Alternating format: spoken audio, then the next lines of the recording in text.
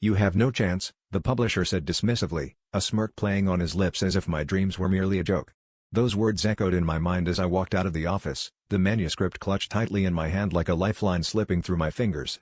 I felt the weight of every doubt that had ever been whispered about my work, but instead of succumbing to despair, I headed to the park, found a bench, and began writing a letter to myself.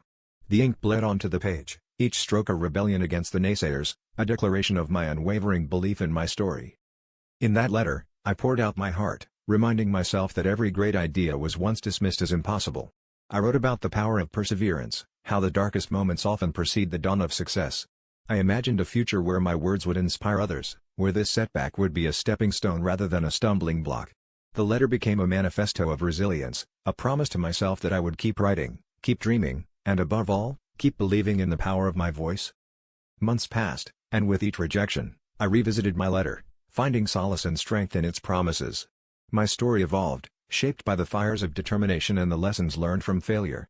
And then, almost unexpectedly, an email appeared in my inbox. A small, independent publisher saw the potential in my manuscript, the spark that had been so easily dismissed by others.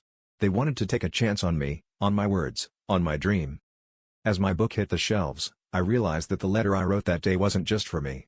It was for every dreamer who had ever been told no, for everyone who dared to reach for something beyond their grasp.